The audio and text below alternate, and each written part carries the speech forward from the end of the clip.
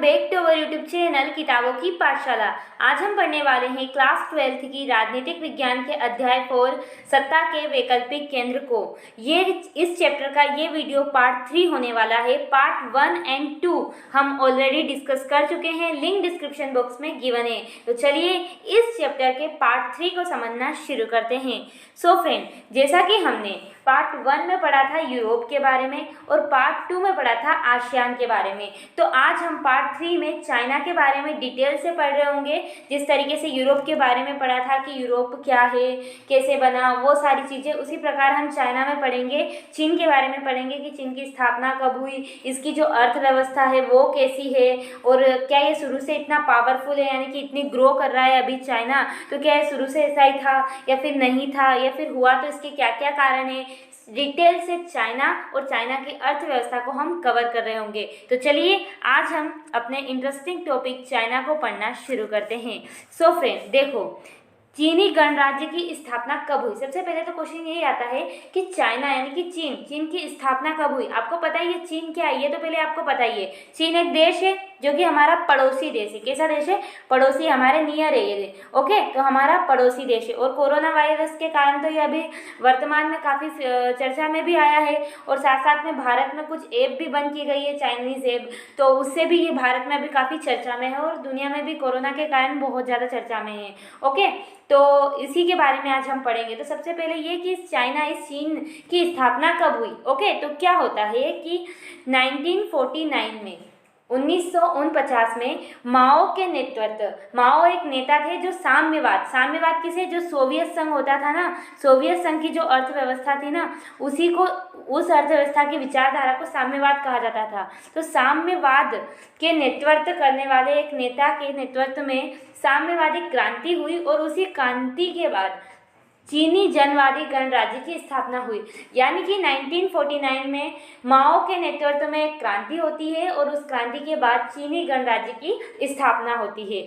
I hope आपको ये समझ आया होगा कि चीन की स्थापना कब हुई। तो 1949 में हुई, माओ के नेतृत्व में साम्यवादी क्रांति के कारण। ओके, अब देखो, जैसे ही चीन की स्थापना होती है, चीनी गणराज्य बन जाता है, तो वहाँ की जो इकोनॉमी होती है ना, अर्थव्यवस्था होती है, वो सोवियत मॉडल पर आधारित होती है। ऑफ कोर्स क्योंकि ये सोवियत संघ से इंस्पायर हुआ था, इसीलिए जो चीन की इकोनॉमी रहेगी वो भी सोवियत मॉडल पर होगी। यानी कि स्थापना के समय चीन की अर्थव्यवस्था सोवियत मॉडल पर आधारित थी। जिस तरीके से सोवियत में कौन सी अर्थव्यवस्था थी? समाजवादी अर्थव्यवस्था। आपने पढ़ी होगी पूंजीवादी और समाजवादी अर्थव्यवस्था। तो बस इसकी कौन सी अर्थव्यवस्था थी?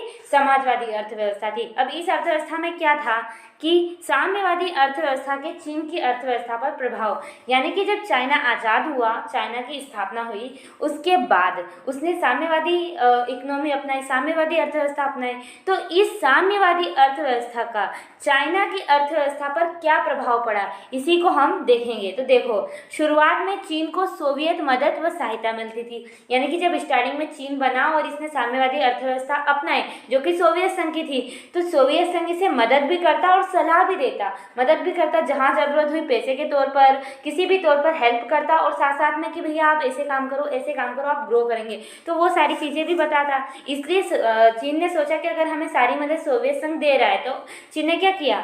पूंजीवादी दुनिया से अपने रिश्ते तोड़ लिए। यानी कि दूसरे देश जो थे ना, जो पूंजीवादी को मानते थे, पूंजीवादी को मानने वाले कौन से देश थे? मेन कौन है? अमेरिका। अमेरिका से जितने भी रिलेटेड देश थे वो क्या मानते हैं? पूंजीवादी को। तो पूंजीवादी दुनिया से क्या कर लिए? रिश्ते तोड़ लिए। किसने? साम्यवादी चीन ने। अब रिश्ते जैसे ही तोड़े साम्यवादी चीन ने, ऐसे में इसके पास अपने ही संसाधनों से गुजारा करने के अलावा कोई चारा न था। यानी कि इसने दूसरे देश से रिश्ते तोड़ लिए, तो अब ये दूसरे देश से कुछ ले तो सकता ही नहीं था, तो अपने ही संसाधन, यानी कि चाइना में, चीन में ही जो वस्तुएं हैं उन्हीं से उसको अब गुजारा करना था, अपना देश चलाना था।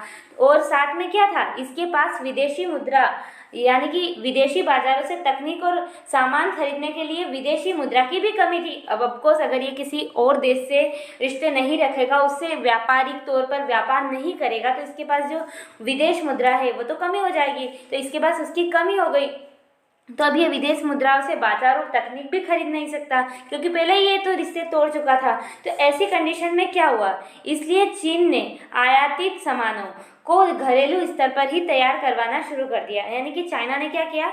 जो सामान पहले वो आयात आयातित कर रहा था, यानी कि दूसरे देश से ले रहा था, उनको अब खुद के ही देश में घरेलू स्तर पर बनवाना शुरू कर दिया है। इससे क्या हुआ, उसको फायदा हुआ कि वो सारी चीज़ें भले ही मतलब अच्छी क्वालिटी की नहीं बन रही थी, फिर भी वो बहुत सारी चीज़ें चाइना में ही उत्पन्न होने लगी। अब उन्होंने इसके लिए एक मॉडल अपनाया। अब देखो, हम घर में ही सारी चीज़ें बना रहे हैं तो हमें कुछ मनी, कुछ पैसे वगैरह तो चाहिएंगे ही सही। तो इसके लिए चाइना ने क्या किया, इसने विकास का जो मॉडल अपनाया उसमें खेती से पूंजी निकालकर सरकारी नियंत्रण में बड़े उद्योग खड़े करने पर जोर दिया। यानी कि इसने क्या किया, खेती से जो मनी आ रही थी उसको उद्योग खड़े करवा दिए, और वो भी किसके नियंत्रण में थे, सरकार के नियंत्रण में। तो इस प्रकार खेती से पूंजी निकालकर, कैपिटल निकालकर ये उद्योगों को दे रहा था और सारी वस्तुओं का अपना घरेलू स्तर पर ही निर्माण करने लगा। अब जैसे घरेलू स्तर पर निर्माण किया तो उससे क्या हुआ, नागरिकों को शिक्षा मिलने लगी, स्वास्थ्य सुविधा उपलब्ध कराने में यह विकसित देशों से भी आगे निकल गया। यानी कि घर में ही सारी चीज़ प्रोडक्शन कर रहा है तो जितने भी लेबर रहेंगे वो भी देश के ही लगे, तो उनको स्वास्थ्य, शिक्षा, सारी चीज़ें मिलने लगी। तो ये क्या हो गया, दूसरे देशों से भी इस मामले में आगे निकल गया। और इसकी अर्थव्यवस्था भी क्या हुई, 5 से 6% की दर से आगे बढ़ने लगी। अब आप सोच रहे होंगे, अरे वाह, चाइना ने अगर साम्यवादी अर्थव्यवस्था अपनाई तो इसका फायदा हो रहा है। पर इसके विपरीत एक ऐसी चीज हो रही थी जो इसकी सारी जो प्रगति कर रहा था, जो सारी इसकी अर्थव्यवस्था बढ़ रही थी, उस पर उस चीज ने पानी फेर दी। और वो चीज़ थी जनसंख्या में 2 से 3 की वार्षिक वृद्धि ने इस सारे विकास पर पानी फेर दिया। यानी कि आप समझो, मान लीजिए आपने एक घर बनाया, आपका घर में 5 सदस्य है और आपने बड़ी मुश्किल से 5 सदस्यों के लिए एक अच्छा सा घर बनाया कि हम 5 रहेंगे, और सडनली होता क्या है, 5 और सदस्य आपके घर में रहने को आ जाते हैं और आप उन्हें ना भी नहीं कह सकते, मेहमान नहीं, वो परमानेंटली आए हैं आपके यहाँ रहने के लिए और आप उन्हें ना भी नहीं कह सकते। तो इस केस में क्या होगा, आपने जो मेहनत की 5 सदस्यों के घर बनाने की जो सुविधा आप लेना चाहते थे वो तो आपकी नष्ट हो गई, क्योंकि वहाँ तो ज़्यादा सदस्य आ गए। तो बस ऐसी ही स्थिति हो रही थी, चाइना इतना प्रोडक्शन करता और इतनी जनसंख्या और बढ़ जाती तो उसकी जो प्रोडक्शन की उसमें पूरी तरीके से पानी फिर जाता। तो बस ऐसी इसके कारण चाइना क्या हो गई, उसकी अर्थव्यवस्था बिल्कुल मतलब बिगड़ने लगी, क्योंकि एक तरीके से बढ़ तो रही थी पर उस पर पानी किसने फेर दिया था, जनसंख्या ने। तो ऐसी कंडीशन हो गई जिस तरीके से सोवियत संघ को आर्थिक संकट, यानी कि अब ऐसी कंडीशन हो गई तो चाइना को क्या करना पड़ा, आर्थिक संकट का सामना करना पड़ा। किस तरीके से, जैसे सोवियत संघ को आर्थिक संकट आया था ना, आपने पार्ट 2 में देखा था, 2 ध्रुवीयता का अंत, उसी तरीके से चाइना को भी क्या करना पड़ा, इस संकट का सामना करना पड़ा। अब देखो, चाइना की इकोनॉमी, चाइना ने अपना साम्यवादी, और चाइना की जो इकोनॉमी है वो क्या हो गई, खराब हो गई। खराब, आगे बढ़ रहे थे पर उतनी तेजी से नहीं जितनी तेजी से जनसंख्या बढ़ रही थी। तो इसने पानी फेर दिया और सोवियत संघ पर आर्थिक संकट आ गया। तो अब क्या हुआ, इस अर्थव्यवस्था को सुधारने के लिए सोवियत संघ की जो सरकार थी ना, उसने कुछ फैसले लिए, यानी कि चीनी अर्थव्यवस्था को सुधारने के लिए कुछ कदम उठाए गए। सरकार ने कुछ कदम उठाए और उन कदमों के बाद जो चाइना की इकोनॉमी थी ना वो अच्छी हुई। तो उन्हीं को देखेंगे हम कि ऐसे कौन कौन से कदम उठाए जिनसे बाद में जाकर, यानी कि अभी आप देख रहे हो वर्तमान में चाइना की इकोनॉमी कितनी ग्रो कर रही, ओके, तो वो कैसे हुई, तो उन कदमों के बारे में। तो देखो, चीनी नेतृत्व यानी कि चीन की सरकार ने 1970 में चीनी अर्थव्यवस्था को सुधारने के लिए कई नीतिगत बड़े निर्णय लिए, यानी कई फैसले लिए कि हम अब चीन, हमारी अर्थव्यवस्था ऐसी हालत में है तो हम कुछ चीज़ें सुधार करेंगे, कुछ कमी है हमें इससे, तो जिनके कारण चीनी अर्थव्यवस्था का उत्थान हुआ, यानी कि चीन की अर्थव्यवस्था बाद में क्या हो जाती है, अच्छी हो जाती है कुछ ये कदम उठाने से। अब एक एक करके उन डिटेल से उन कदमों को देखेंगे। सबसे पहले चाइना ने क्या कर दिया, एकांतवास का समापन कर दिया। देखो, अभी तक चाइना ने सारे देशों से रिश्ते तोड़ लिए थे, खास कर अमेरिका से सबसे रिश्ते तोड़ लिए थे, जो भी पूंजीवादी देश थे उनसे।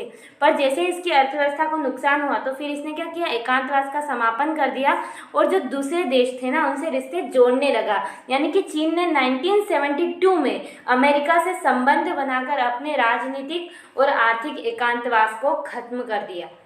आई बात समझ में, चीन ने क्या किया, 1972 में अमेरिका से वापस इसने संबंध बना लिए, वापस इससे अच्छे से रहने लग गया और आर्थिक और राजनीतिक तौर पर जो अकेला पड़ गया था ना उस एकांतवास को इसने खत्म कर दिया। तो इस कारण भी इसकी अर्थव्यवस्था क्या करने लगी, ग्रो करने लगी। फिर दूसरा, विभिन्न क्षेत्रों का आधुनिकरण। पहले क्या था, सारी चीजें घर में बन रही थी, घर का सब कुछ हो रहा था और पहले साम्यवाद के आधार पर चल रही थी, पर फिर इसने क्या किया, बहुत सारे क्षेत्रों में आधुनिकरण कर दिया। तो देखो 1973 में चाइना के जो प्राइम मिनिस्टर थे चाओ एन लाई ने कृषि, उद्योग, सेना और विज्ञान प्रौद्योगिकी के क्षेत्र में आधुनिकरण किया। यानी कि 1973 में जो प्रधानमंत्री थे चाइना के वो थे चाओ एन लाई। उन्होंने कृषि, उद्योग, सेना और विज्ञान प्रौद्योगिकी के क्षेत्र में आधुनिकीकरण का प्रस्ताव रख दिया। तो जिससे भी क्या हुआ, जो चीनी अर्थव्यवस्था है उसको बहुत फायदा मिला और वो आगे बढ़ी। अब तीसरा, खुले द्वार की नीति। इसके बारे में आपने पहले पढ़ा ही होगा, जिसे ओपन डोर पॉलिसी भी क्या कहते हैं, क्या कहते हैं, ओपन डोर। इससे चाइना को काफी फायदा हुआ। मतलब अगर चाइना उस टाइम पर ये डिसीजन नहीं लेता ना तो शायद इतना ग्रो नहीं कर पाता, पर इसको काफी फायदा हुआ। तो देखते हैं ओपन डोर। 1978 में तत्कालीन नेता देश में आर्थिक सुधारों और खुले द्वार की नीति की घोषणा की। यानी कि जब 1978 था उस टाइम पर वहां के तत्कालीन नेता कौन थे, वहां के नेता आपको बताना है। आपको मैं हिंट दे दूं, उनका नाम जो शुरू होता है वो देंग से शुरू होता है ना, चलो बता ही देती हूँ। देंग शाओपिंग उनका नाम था। उन्होंने क्या किया, ओपन डोर यानी कि खुले द्वार की नीति चलाई। कब चलाई, 1978 में। इसका मतलब ये था कि कोई भी आकर हमारे देश में व्यापार कर सकता है और हम भी कहाँ भी जाकर व्यापार कर सकते हैं। मतलब व्यापार के लिए अपने देश को खोल देना। तो इस तरीके से उन्होंने एक नीति चलाई और इसे ओपन डोर की नीति भी कहा जाता है। इसके अंतर्गत क्या किया गया, व्यापार को मुक्त कर दिया गया कि हम व्यापार करेंगे, अगर हम आपके यहाँ कर रहे हैं तो आप भी हमारे यहाँ आकर व्यापार कर सकते हैं। तो इससे क्या हुआ, उस देश को फायदा होने लगा खुले द्वार की नीति से। फिर चौथा उसने किया निजीकरण की नीति। अब निजीकरण में क्या कर दिया, पहले साम्यवादी जो अर्थव्यवस्था थी ना उसमें क्या था कि सारी के सारी चीजें समूह में होती या सरकार के नियंत्रण में होती। अब उन चीज को निजी कर दिया, निजीकरण की नीति अपना ली। इसमें क्या किया उसने, देखो 1982 में चीन ने खेती का निजीकरण किया, यानी कि खेती को निजी कर दिया। जिसका खेत है वो अपने हिसाब से कुछ भी बोए, कुछ भी करे। और 1998 में उद्योगों का निजीकरण, जिसका भी उद्योग है वो उसके हिसाब से कुछ भी करे। पहले क्या होती थी, ये चीजें सरकार के अंडर में और समूह में चलती थी, तो वो सारी चीजें खत्म कर दी और निजीकरण कर दिया। ओके, उसके बाद इससे क्या हुआ, कृषि उत्पादों को तथा ग्रामीण में उल्लेखनीय बढ़त हुई। यानी कि इससे जब निजीकरण किया गया तो लोगों ने सोचा यार मेरी खेती में पूरा फोकस करके पूरा अपना 100% दे के इस खेती को करूँगा, तो उससे जो कृषि उत्पादक है उसमें और ग्रामीण क्षेत्र में काफ़ी बढ़ोतरी हुई। ओके, तो ये किया निजीकरण, जिससे इसको अपनी अर्थव्यवस्था में फायदा हुआ। उसके बाद इसमें पांचवा क्या हुआ, विश्व व्यापार संगठन में ये शामिल हो गया। यानी कि पहले तो ये किसी देश से व्यापार नहीं कर रहा था, खुद अकेला था, पर फिर इसने क्या किया, विश्व व्यापार संगठन में शामिल हो गया। 2001 में चीन विश्व व्यापार संगठन में शामिल हुआ। ये क्वेश्चन बन सकता है। चीन पूरे विश्व में प्रत्यक्ष विदेशी निवेश के लिए सबसे आकर्षक देश बनकर उभरा। अब चीन के पास विदेशी मुद्रा का विशाल भंडार है। ओके, सबसे आकर्षक देश बनकर उभरा है ये व्यापार के लिए। ओके, आपको पता ही है चाइना का व्यापार पूरे वर्ल्ड में फैला हुआ है, बहुत ज़्यादा व्यापार चाइना कर रहा है, जिसकी वजह से इसकी इकोनॉमी भी काफ़ी फास्ट ग्रो कर रही है। ओके, तो ये कुछ ऐसे पॉइंट्स थे जिनके कारण क्या हुआ, चाइना की जो इकोनॉमी है वो ग्रो करने लगी। ओके, तो देखो आपको यहाँ से एक क्वेश्चन इस तरीके से मिलेगा कि चीनी अर्थव्यवस्था के उत्थान के क्या कारण थे, तो आपको ये पांचों कारण बताना है। ओके, तो आई होप आपको इतना सब समझ आया होगा कि शुरुआत में हमने क्या देखा, चीन की स्थापना कैसे हुई, फिर हमने देखा कि जो चाइना है और उसने साम्यवादी अर्थव्यवस्था को अपनाया, तो प्रगति तो हो रही थी पर जनसंख्या ने पूरा पानी फेर दिया था। तो फिर ये हमने 5 पॉइंट देखे जिनको अपनाया चाइना ने और उसकी अर्थव्यवस्था का क्या हो गया, उसकी अर्थव्यवस्था का उत्थान हो गया, यानी कि चीनी अर्थव्यवस्था का उत्थान, चीनी अर्थव्यवस्था अच्छी होने लगी। देखो आर्थिक सुधारों की शुरुआत करने के बाद से चीन सबसे ज़्यादा तेजी से आर्थिक वृद्धि कर रहा है। यानी कि जब ये आर्थिक सुधार किया, अभी हमने जो 5 कारण पढ़े ना, 5 कदम जो पॉलिसियाँ पढ़ी, उनके करने के बाद चीन की जो आर्थिक वृद्धि है वो बहुत तेजी से होने लगी। और ऐसा माना जाता है कि इस रफ्तार से चलते हुए 2040 तक वह दुनिया की सबसे बड़ी आर्थिक शक्ति अमेरिका से भी आगे निकल जाएगा। अभी क्या चल रहा है 2021, अब 2040 तक आते आते जो अमेरिका है ना, उससे भी आगे चाइना निकल जाएगा। उसकी इकोनॉमी, चाइना की इकोनॉमी अमेरिका से भी ज़्यादा हो जाएगी, ऐसा माना जा रहा है। तो हो सकता है क्योंकि इतना फास्ट ग्रो कर रहा है। और जो चीन एक ऐसी ज़बरदस्त आर्थिक शक्ति बनकर उभरा कि सभी उसका लोहा मानने लगे। यानी कि जो चाइना है ना, वो एक ऐसी ज़बरदस्त आर्थिक शक्ति बनकर उभर रहा है कि सब उसका लोहा मान रहे हैं। यानी कि इतना पावरफुल हो चुका है। इसकी विशाल आबादी, बड़ा भूभाग, संसाधन, क्षेत्रीय अवस्थिति, राजनीतिक प्रभाव इससे आर्थिक वृद्धि के साथ मिलकर चीन के प्रभाव को कई गुना बढ़ा देते हैं। देखो, अर्थव्यवस्था तो बढ़ रही है, साथ साथ में इसके पास बहुत ज़्यादा आबादी। आपको पता ही है दुनिया की सबसे ज़्यादा आबादी कहाँ पर है? चाइना में, उसके बाद हमारे भारत में है। और इसका विशाल भूभाग, अगर आप वर्ल्ड का मैप देखोगे ना, तो चाइना बहुत बड़ा आपको दिखेगा। ओके, और इसकी जो स्थिति है, इसके राजनीतिक प्रभाव है, इससे क्या हो रहा है, और तीन गुना इसका प्रभाव और वो बढ़ा रहे हैं। और विकासशील देशों के मामले में उभरता जा रहा है। यानी कि विकासशील देशों के लिए एक अच्छा अवसर है, क्योंकि ये इतना व्यापार करता है किसी भी देश में आके कि विकासशील देश को वहाँ पर फायदा होता है।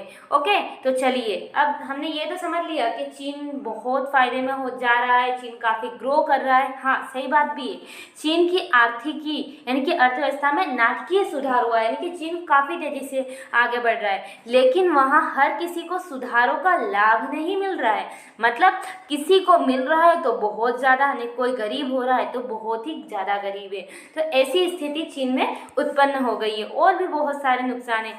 चीन में बेरोजगारी बढ़ी है, 10 करोड़ लोग रोजगार की तलाश में हैं। सारा कुछ अच्छा नहीं हो रहा है। ओके, वहाँ महिलाओं के रोजगार और काम करने के हालात उतने ही खराब है जितने यूरोप में 18वीं 19वीं सदी में थे। यानी कि जिस टाइम पर महिलाओं को काम नहीं करने दिया जाता था, रोजगार के लिए उन्हें कैद रखा जाता था, ऐसी ही हालत अभी भी चाइना में है। इतनी बुरी नहीं है, हाँ, वहाँ पे भी इस चीज़ पर वुमेन एम्पावरमेंट पर डेवलपमेंट हो रहा है, पर इतना फास्ट नहीं हो रहा है। इसके अलावा पर्यावरण को नुकसान, भ्रष्टाचार आदि चीज़ें चाइना में बहुत ज़्यादा बढ़ रही है। ओके, कंट्रोल में ही नहीं रह रही है। भ्रष्टाचार तो बहुत ही ज़्यादा बढ़ रहा है। तो ये कुछ चाइना की कमियां भी थी। तो आई होप आपको अच्छे से समझ आया होगा कि चाइना की स्थापना कैसे हुई, उसके बाद चाइना ने कौन सी अर्थव्यवस्था अपनाई, उससे उसको ऐसा नुकसान हुआ, प्रभाव क्या हुआ उसका, फिर उसके बाद कुछ कदम उठाए गए जिनसे चाइना ग्रो करने लगा। एंड फिर चाइना, हमने देखा कि चाइना की अर्थव्यवस्था कैसे ग्रो हुई, और कुछ कमियां भी देखी कि ऐसा नहीं है कि सब कुछ अच्छा हो रहा है। सो आई होप आपको आज का ये वीडियो पसंद आया होगा। अगर वीडियो अच्छा लगा हो तो प्लीज़ वीडियो को लाइक कर देना, शेयर कर देना, एंड हमारे चैनल को सब्सक्राइब कर देना। मिलते हैं अपने अगले वीडियो में।